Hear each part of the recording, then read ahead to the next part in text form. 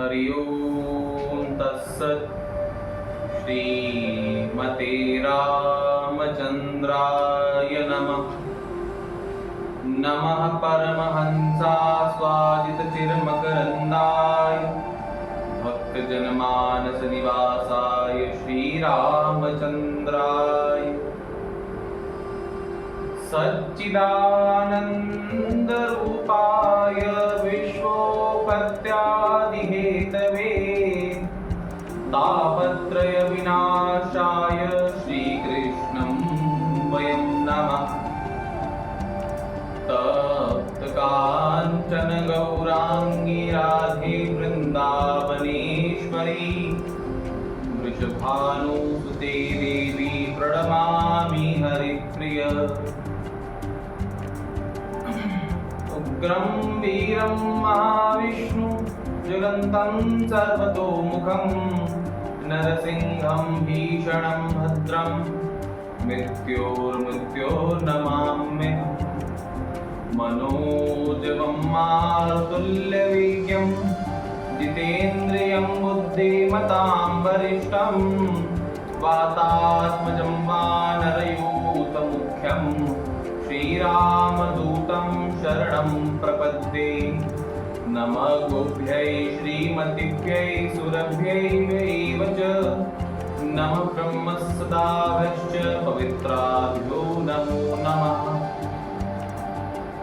अज्ञानतिमिरान्धस्य ज्ञानाञ्जनशलाकया चक्षुरुन्मीलितं येन तस्मै श्रीगुरवे नमः। श्रीसीतानाथसमारम्भां श्रीरामानन्दार्यमध्यमाम् अस्मदाचार्यप्रणेतां वन्दे श्रीगुरुपरम्पराम्। वाञ्छाकल्पतरुभ्यश्च कृपासिन्धुभ्य एव च पतितानां पावनेभ्यो वैष्णवेभ्यो नमो नमः। भक्त भक्ति भगवंत गुरु चतुर्नाम बपुएक इनके पद वंदन किए नासत विघ्न अनेक। जनक सुता जग जननी जानकी जनक सुता जग जननी जानकी अतिशय प्रिय करुणा निधान की अतिशय प्रिय करुणा निधान की। तागे जुग पद कमल मनाऊं तागे जुग पद कमल मनाऊं जासु कृपा निर्मल मति पाऊं जासु कृपा निर्मल मति पाऊं। श्री राम जय जय राम श्री राम जय जय राम श्री राम जय जय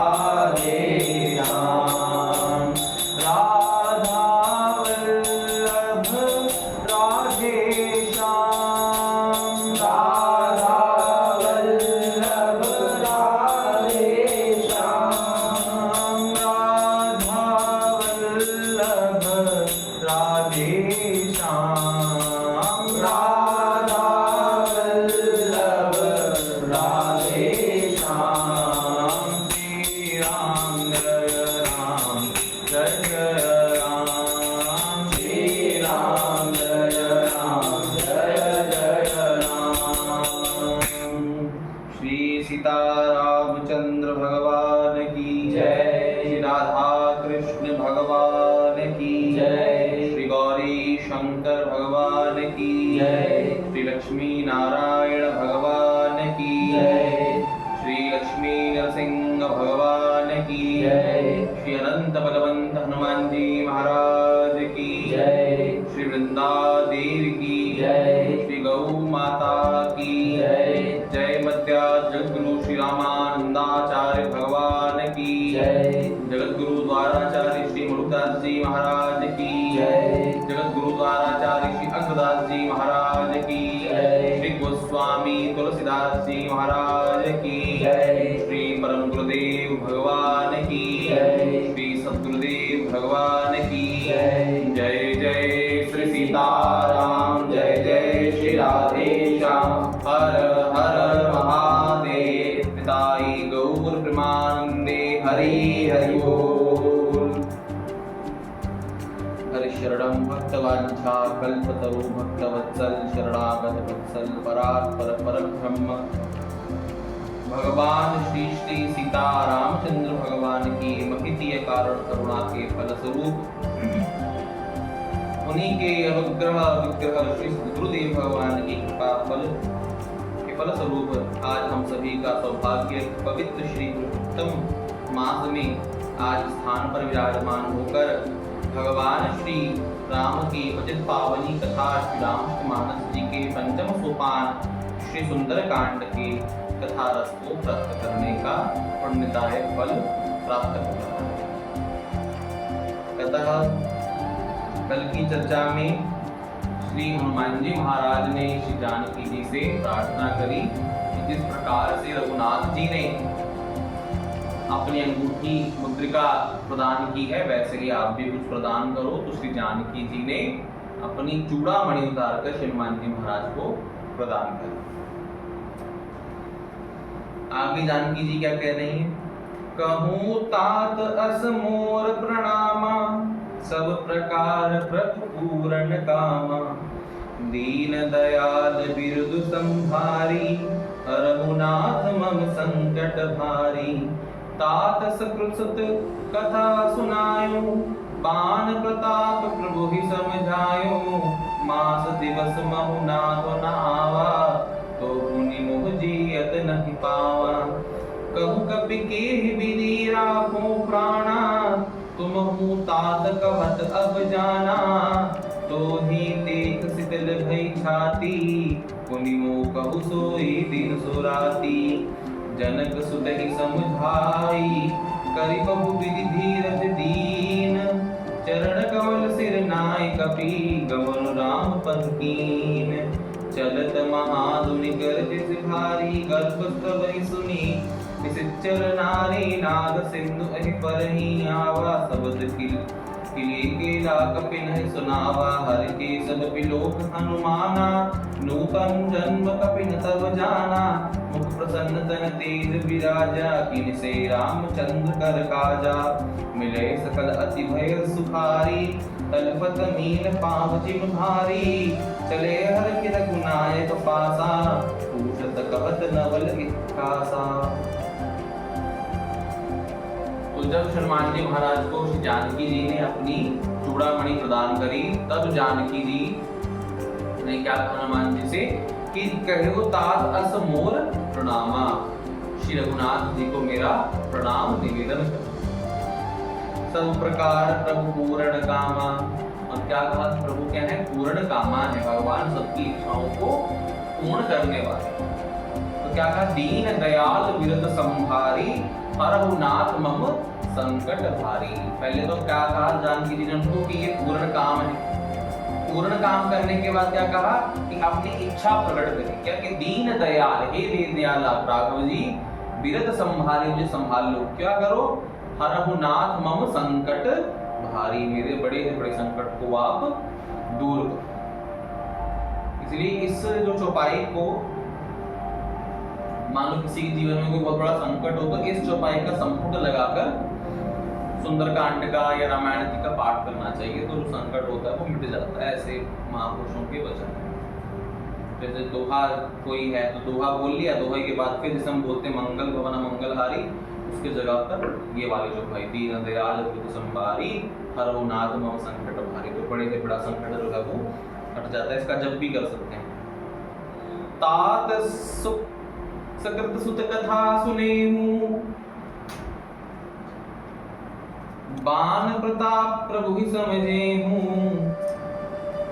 तो क्या कहा, हे तात इंद्रपुत्र जयंत की कथा सुनना और प्रभु उनके बाण प्रताप समझना। यदि महीने भर में नाथ ना आए तो फिर मुझे जीता नहीं पाते। यानी कि जानकी जी ने यहाँ पर किसकी कथा सुनने को कहा, हनुमान जी को जयंत की कथा। जयंत की कथा करने को कहा कि श्री रघुनाथ जी के बाणों को स्मरण कर रहे। क्यों? क्योंकि श्री जानकी जी की रक्षा कौन करेगा?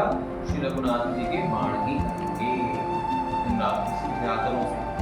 और वही पुरानी बात कही जानकी जी ने कि अगर 1 महीने में नहीं आया रघुनाथ जी तो वह मुझे जीवित नहीं पापा। कहु कपि के विधि राखो प्राण, तुमहु तात कहत अब जाना। और क्या कहा कि अब इस प्रकार का प्रण मैंने रखा है और तुम अब क्या करो, जाओ रघुनाथ जी से। तो विधि की शीतल भई छाती, पुनिमो कहु सोई सो दिन राती। उन्होंने कहा अब तुम्हारा दर्शन कर कर मुझे शीतलता हुई, मुझे बहुत संतोष प्राप्त। अब इस प्रकार का वचन सुनने के बाद पुनः हनुमान जी महाराज ने श्री जानकी मैया को प्रणाम किया, धीरज रखने को कहा और आगे चलत महाधुनि गरज सिभारी। और महाधुनि बहुत आवाज करते हुए हनुमान जी महाराज वहां से जा रहे हैं। गर्भस्त्र वहीं सुन निशाचर नारी, और जो निशाचरों की नारियां थी उन सबके गर्भ भी वहीं गिर गए। नाग सिंधु कहीं बार ही आवा, शब्द किले गिला कपि न सुनावा। तो हर्ष ध्वनि सुनाई है हनुमान जी महाराज ने। हर्ष ध्वनि सुनाने का मतलब क्या है कि कपियों को हनुमान जी ने दूर से ही संकेत कर दिया कि जिस काम के लिए वो गए थे वो काम पूरा हो। हर के सब विलोक हनुमाना, नूतन जन्म कपिन तब जाना। इसमें विशेष बात है कि नूतन जन्म कपिन तहे तब जाना, कि हनुमान जी को लग रहा है कि उनका नया जन्म हो गया। क्यों? क्योंकि हनुमान जी को जानकी जी द्वारा शरणागति प्राप्त हुई। कल भी हमने कथा श्रवण करी कि किस प्रकार से दीक्षा लेने के बाद शरणागति प्राप्त करने के बाद नया जन्म हो जाता है, पूर्व के सारे पाप नष्ट हो जाते हैं। वैसे ही जब जानकी जी ने उपदेश किया हनुमान जी महाराज को, तब उनका नया जन्म हुआ। इसलिए हमारे श्री रामानंदी संप्रदाय में गुरु परंपरा में ऐसा ही है। श्री राम जी ने मंत्र को प्रदान किया श्री जानकी जी को, और जानकी जी ने किसको प्रदान किया? हनुमान जी महाराज। इसलिए हनुमान जी महाराज से यहाँ दीक्षा प्राप्त की। इसलिए उन्होंने कहा कि अब मेरा नूतन जन्म यानी कि मेरा नया जन्म हो गया। ये हनुमान जी ने कहा। मुख प्रसन्न तन तेज विराजा, कीन से रामचंद्र कर गाजा। अब मुख प्रसन्न है। पूरी सुंदर कांड की कथा में अब जाकर हनुमान जी का मुख प्रसन्नता से भरा है, जब राम जी का कार्य पूरा होगा। पहले किसी भी चौपाई में ये देखने को नहीं मिल रहा कि हनुमान जी खुश हैं। पूरी चौपाई में हनुमान जी दुखी दिखा दे रहे हैं, कभी जानकी जी को देख के दुख हो रहे हैं, कभी किसको देख के हो रहा है। परंतु अब जाकर हनुमान जी प्रसन्न हुए। क्यों? क्योंकि राम जी का कार्य पूर्ण हुआ। तलपत मीन पाव जिम भारी, चले घर की रघुनायक पासा। अब कहाँ गए? हनुमान जी राम जी के पास गए और सारा मधुर जो इतिहास है वो बताने लगे, पूरी घटना बताने लगे। तब मधुबन भीतर सब आए, अंगद समंत मधु फल खाए। रखवारे तब बरजन लागे, मुष्टि प्रहार हनत सब भागे।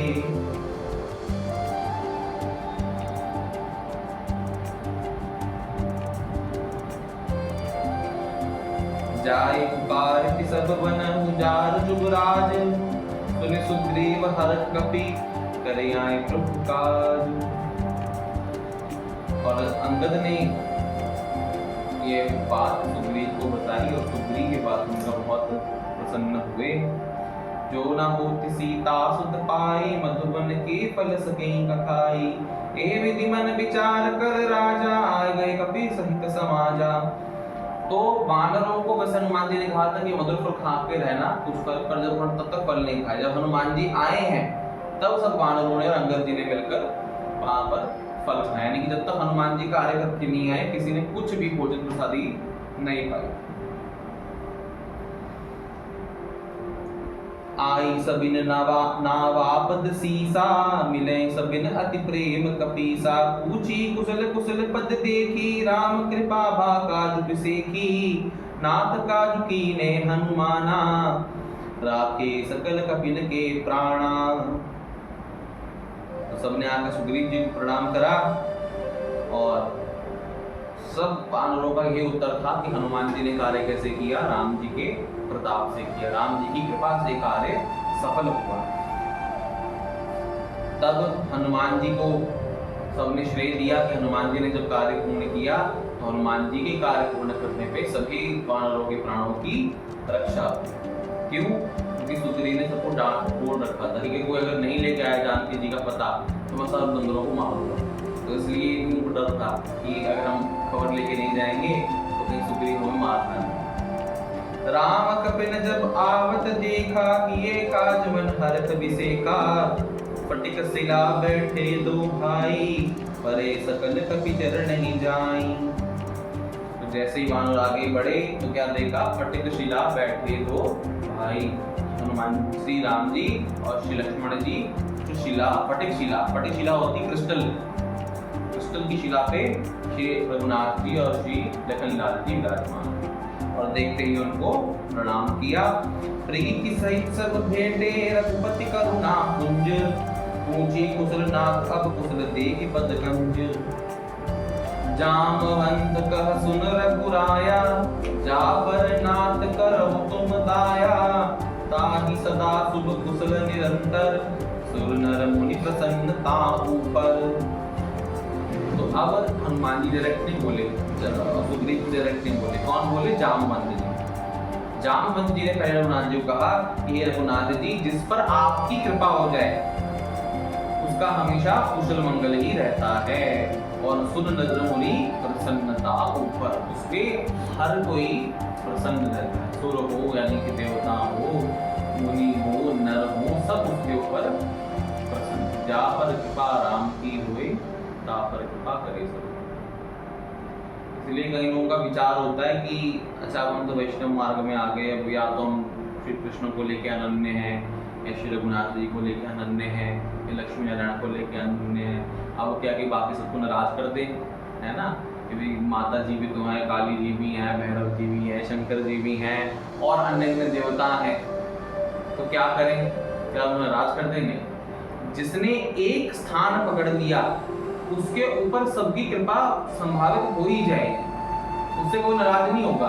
ये नहीं होगा हम उसकी उपासना छोड़ देंगे या उसके तो नहीं पूजा करेंगे तो नाराज हो जाएगा, ऐसी नहीं। अगर हमने एक स्थान को पकड़ लिया तो हमें उसी से सब कुछ प्राप्त होगा। जैसे कि विवाहित स्त्री एक घर में जाती है तो प्रेम पति से करती है, परंतु सेवा सबकी करती है, सबका कुशल पूछती है, सबके साथ सही रहती है, परंतु उसका प्रेम किसके साथ है? केवल अपने पति के साथ। तो वैसे ही एक वैष्णव को अपने प्रेम तो अपने इष्ट से करना है, परंतु सम्मान सबका करना है। इसका ये नहीं हो कि वैष्णव हो गए तो देवी जी का मजाक उड़ाओगे, शिव जी का मजाक उड़ाओगे या उनको नहीं मानोगे, ऐसा नहीं होगा। इष्ट हो गए, हाँ हमें इनसे प्रेम है, परंतु हमें सम्मान सबका करना है, क्योंकि वही शक्ति उन अमुक देवी देवता के अंदर भी विराजमान है। एक बारी श्री गुरुदेव भगवान और श्री परम गुरुदेव मध्य प्रदेश के गांव को कभी जा रहे तो उनके साथ एक चल रहा था व्यक्ति। तो चलते चलते एक पेड़ के नीचे पत्थर रखे हुए छोटा मंदिर टाइप सा बना। तो वो बोला कि महाराज ये यहाँ की गौण बब्बा है। गौण बब्बा मतलब कि जैसे होता है ना, कोई व्यक्ति मारा जाता है फिर उसकी आत्मा रह जाती है, फिर वो किसी के शरीर में प्रवेश करती है, लोग को धूप रहती है, ऐसा टाइप की जो अच्छी टाइप की आत्मा होती है। तो बोल रही है वो गौण बब्बा है और ये सबका यहाँ पे कल्याण करते हैं, तो पाए कर लो उनके, मतलब इनको प्रणाम कर लो। तो अब महाराज जी सोचे कि गौण बब्बा गौण का मतलब तो यानी कि ऊंची जाति का तो ये होगा नहीं जो व्यक्ति मरा था, और क्यों उसका मंदिर बना के पूजा करें और क्यों प्रणाम करना। तो परम गुरु जी ने जूते पहन रखे थे, पहले तो जूते उतारे और फिर उसको मस्तक रख के प्रणाम भी किया और एक चौपाई बोली, जो सी तो तब चरण नमामि, मुंह पर कृपा करो अब स्वामी। तो जब ये चौपाई बोल के प्रणाम किया, महाराज जी ने तो प्रणाम नहीं किया, महाराज जी तो खड़े रहे। फिर बाद में जब गए कक्ष में तब महाराज जी ने प्रश्न किया कि महाराज गुरुदेव भगवान ये क्या करा आपने, वो तो गौण बब्बा ऐसा ऐसे वगैरह वगैरह। तो परम गुरु जी ने कहा कि ठीक है कि वो कुछ भी हो सकते हैं, परंतु हमारा भाव क्या उनमें, रघुनाथ जी का, और कर तो किसी का कल्याण ही रहे ना। तो इसलिए मैंने जब प्रणाम किया तो उनमें कोई गौण बब्बा इत्यादि को देवता नहीं देखा, क्या देखा मैंने, रघुनाथ जी को देखा। रघुनाथ जी का स्मरण करते हुए मैंने इनको प्रणाम किया। और विशेषता जो निष्ठा है वो दो प्रकार, सबसे जरूरी बात, एक निष्ठा पकड़ लो श्री हरिवंश महाप्रभु, हरिवंश महाप्रभु कह रहे कि रसना कटो जो अन्न नटो, निरन फटो नैन, चवन फटो जो अन्न सुनो, बिनु राधा जस बहन। मतलब कि श्री राधा रानी के बिना अगर मुझे कुछ सुनने को मिले तो मेरे कान फूट जाए, अगर मेरे को श्री किशोरी जी के भी अगर कुछ दिखने को मिल जाए तो मेरी आंखें फूट जाएं, और मेरी जबान कट जाए अगर मुझे किसी को और का यश गाना है। यानी कि अपने इष्ट के अलावा किसी को देखना ही नहीं, ये होगी हरिवंश महाप्रभु की। ये भी सर्वोत्तम निष्ठा है जिसमें अपने इष्ट के अलावा किसी का स्मरण नहीं किया जाता, किसी को नहीं माना जाता। और एक निष्ठा श्री गोस्वामी तुलसीदास, हरि व्यापक सर्वत्र समाना, प्रेम ते प्रकट मैं, यानी कि हरि हर जगह व्यापक है और सब में हरि का व्यापक का दर्शन कर उसे प्रणाम करना। सिया राम भय सब जग जानी, करूं प्रणाम जो भी रूप पानी। यानी कि हर जगह श्री सीताराम जी का दर्शन करके हर किसी को प्रणाम। तो ये दो निष्ठाएं वैष्णव मार्ग में देखने को मिलती है, या तो हमारे इष्ट के अलावा कोई नहीं, या फिर हर किसी के अंदर हमारे इष्ट है। ये दो निष्ठाएं श्री रामानंदीय परंपरा में ज्यादातर गोस्वामी जी वाली निष्ठा देखने को मिलती है। तो हमारे रामानंदियों में किसी मंदिर में चले जाओ, हनुमान जी राम जी जो है होते ही हैं, शिव जी भी मिल जाएंगे, कहीं देवी जी भी मिल जाएंगी, कोई ना कोई मिल ही जाता है। इस प्रकार की निष्ठाओं का फल। एक बार महाराज जी जब किसी स्थान का स्मरण बता रहे थे तो गए, तो आरती का समय हुआ, घंटे घड़ियाल बजने लगे, तो देख के आते हैं घंटे घड़ियाल बज रहे, आरती का दर्शन करके तो सब देखने लगे कि अब आरती का समय हो गया तो चले। तो स्थान में क्या देखा कि कौन विराजमान है, बंगलामुखी देवी। बंगलामुखी देवी विराजमान, गोदी में सिंहासन है, उसमें शालिग्राम जी है और वही श्री रामचंद्र के बारे में चल रहा है। तो ये है कि सर्वे भगवान का दर्शन करते, ये नहीं कह रहे बंगलामुखी देवी विराजमान है इनकी पूजा क्यों करें, नहीं। श्री रामानंदीय संप्रदाय में इसका विशेष महत्व है कि सबके अंदर भगवान का दर्शन। इसलिए कि गोस्वामी जी ने विनय पत्रिका में भैरव जी की भी स्तुति करी, देवी जी की भी करी, गणेश जी की भी करी, भगवान शिव की भी करी, गंगा जी की करी, यमुना जी की करी। यानी कि सबका स्मरण श्री गोस्वामी जी कर रहे हैं। क्यों कर रहे हैं? और उनसे मांग एक ही चीज रहे हैं, मांगत तुलसीदास कर जोड़े, बसौ राम सिय मानस मूले। और इच्छा ये नहीं कुछ वस्तु मांग रहे हैं, केवल श्री और किशोरी जी की मांग रहे हैं, सीताराम जी की भक्ति मांग रहे हैं, इसके अलावा कुछ नहीं मांग रहे। तो ये हमारे संप्रदाय अथवा इस निष्ठा का विशेषता है। बाकी जो दूसरी निष्ठा है इसमें अपने इष्ट के अलावा किसी को नहीं देखना, वह निष्ठा भी बड़ी दिव्य। उसमें भगवान अपने इष्ट को ही सर्वोत्तम मानना, सर्वेश्वर मानना, वो भी उत्तम बात। और हमारे संप्रदाय में उस निष्ठा का पालन करने वाले भी नहीं। कई ऐसे होते हैं जो वृंदावन में जाते ही नहीं, तो वृंदावन में जाते पूरे नहीं है, यहाँ का ठाकुर फंसा लेता है, यहाँ नहीं जाएंगे, तो इस चक्कर में आते ही नहीं वृंदावन। उसका मतलब है थोड़ी कि वृंदावन बिहारी से विद्रोह है, नहीं, विद्रोह नहीं है, परंतु अपनी निष्ठा में पगे रहना, उसमें लगे रहना, कोई विशेष बात। आगे सोई बिजाई भी नहीं गुण सागर तासु सुजसु त्रिलोक उजागर प्रभु की कृपा भयो सब काजू जन्म हमारा सफल भय आजू। इन चौपाइयों में विशेष क्या है कि जन्म हमारा सफल भाग। इस मानव जन्म का जो परम लक्ष्य है भगवान की प्राप्ति और भगवान की सेवा, यही जन्म को सफल बनाने वाला उसी व्यक्ति का, उसी मनुष्य का जीवन सफल है जिसका जीवन रघुनाथ जी के चरणों में लग गया है।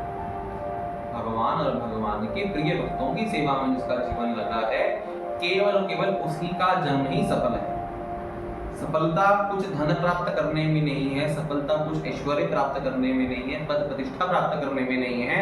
सफलता इस चीज में है कि हमने कितने % अपनी शरणागति रघुनाथ जी के प्रति रखी है। जिस दिन ये हमने अपना जीवन भगवान श्री रघुनाथ के चरणों में समर्पित कर दिया, उसी दिन ही हमारा जीवन सफल माना जाएगा। सफल का मतलब क्या है? कार्य का पूर्ण हो जाना, कि अब इससे आगे कोई और काम नहीं बचा। अब मान लो कोई प्रतिष्ठा प्राप्त हो जाए संसार में, कोई बहुत बड़ा बिजनेसमैन बन जाए, कोई बहुत बड़ी जॉब लग जाए, तो उसका मतलब ये थोड़ी कि इसका अंतिम मानव जन्म है, नहीं। उससे और कर्म बनेंगे और उसका जन्म होगा। पर जिसने पूर्ण रूप से भगवान की शरण में शरणागति कर ली, अब क्या होगा? अब उसका ये अंतिम जन्म, उसके बाद अगला जन्म नहीं होगा। इसलिए सफलता है वह इस जन्म को अंतिम जन्म बनाने की सफलता। हाँ, भगवान के धाम में जाने के बाद भगवान की इच्छा से हमें आना हो अलग बात, तो भगवान का लीला परिकर बन के है। परंतु जो जन्म और कर्म के मध्य फंस कर हमारा जन्म हो रहा है, बद्ध जीव बन के जो हमारा जन्म हो रहा है, उससे बाहर निकलना ही वास्तविकता में जीवन की सफलता। नाथ पवन सुत कीन जो करनी सहस मुख ना जाई सुबरनी पवन तनय के चरित सुहाए जामवंत रघुपति सुनाए। तो जामवंत जी ने कहा कि नाथ, जो हनुमान जी ने काम कर दिया है उसका वर्णन तो हजारों मुख के साथ भी नहीं किया जा सकता। और ये पूरा सुनाया श्री जामवंत जी ने रघुनाथ जी को। हमारे में इतनी सामर्थ्य नहीं है कि हम अपनी सेवा अपनी करनी भगवान को डायरेक्ट सुना पाए। इसलिए हम जो पुण्य कर्म करते हैं, हम जो साधन करते हैं, हम जो सेवा करते हैं, इसका वर्णन सद्गुरुदेव भगवान से। इसलिए गुरु का मध्य में होना जरूरी है। हमारी डायरेक्ट अप्रोच भगवान तक नहीं जाएगी। हमने क्या किया ये भगवान को डायरेक्टली नहीं पता लगेगा, गुरु ही भगवान को बताएगा कि इसने आपकी ये सेवा। जैसे मान लो कोई व्यक्ति पॉलिटिकल पार्टी में हो और वो खूब प्रचार करे अपनी पार्टी का, तो क्या उस पॉलिटिकल पार्टी के हेड को पता लगेगा कि मेरे लिए प्रचार कर रहा है? नहीं। जो उस कार्यकर्ता और उस पॉलिटिकल पार्टी के हेड के बीच में जो लोग हैं, बीच में जो व्यक्ति है, वो बताएगा कि इस कार्यकर्ता ने हमारी पार्टी के लिए इतना प्रचार किया। तो वैसे ही गुरु इंटरमीडिएट हो गया, बीच में आ गया कि हमने जो भगवान की सेवा करी उसका जो फल है, उसका जो कथा है, वो गुरुदेव भगवान को सुना। इसलिए हमारी जितनी उपासना, कोई भी पूजा पाठ करें, कीर्तन करें, सब गुरुदेव भगवान के चित्रपट को विराजमान रखते हैं। क्यों रखते हैं? कि वो हमारे कार्य के साक्षी बने कि हमने भगवान के प्रति कितनी सेवा। सुनत कृपा निधि मन अति भाए, पुनि हनुमान हृदय कहिए लाए। तो जब ये सुना हनुमान जी को, तो भगवान ने क्या किया? अपने कंठ से लगा लिया। कहूँ तात के ही भांति जानकी, रहित करित रक्षा सो प्राण की। तो कहा कि जानकी जी कैसी हैं, उनके बारे में बताओ। तो कैसे अपने प्राणों की रक्षा कर रहे हैं? क्योंकि राम जी जानते हैं कि जानकी जी तो एक क्षण भी नहीं रह सकती मेरे बिना, तो अपने प्राणों की रक्षा कैसे कर रही हैं? तब कहने लगे श्रीमान, नाम पहाड़ू दिवस निसी, ध्यान तुम्हारे कपाट। हे रघुनाथ केवल आपके नाम के सहारे ही जानकी जी जीवित हैं, कि आप में और आपके नाम में भेद नहीं, इसलिए केवल आपके नाम के सहारे पर ही जानकी जी अपने प्राण की रक्षा कर रहे हैं और आपका ध्यान, आपका स्मरण कर रहे हैं। लोचन निज पद चंद्रित जाहि प्राण के ही पाठ, और उन्होंने अपने नेत्रों को आपके चरणों में लगा रखा। उनके नेत्रों में आपके चरण, उनके रूप में आपका नाम और उनके हृदय में आपका ध्यान। इसके अलावा चौथी वस्तु जानकी जी कुछ नहीं करते। जब विरह होगा यही होगा कि स्मरण में भगवान बनेंगे, मुख में भगवान का नाम चलता रहेगा और हृदय में भगवान का ध्यान बनता रहेगा। ये है विरह की स्थिति। जब इस तीनों के अलावा चौथी चीज नहीं बचती उसे विरह बोलते हैं। केवल नाम, ध्यान और रूप, इन तीनों में जब व्यक्ति लग जाता है चित्त, तब उसको विरह मानते हैं।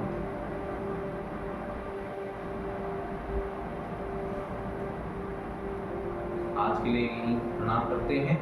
30वां दोहा तक कर लिया, कल पुनः भगवान का स्मरण। श्री वृंदावन बिहारी लाल की जय। श्री राम जय राम, जय जय राम। श्री राम जय राम, जय जय राम। सीता राम जय सीता राम, सीता राम जय सीता राम।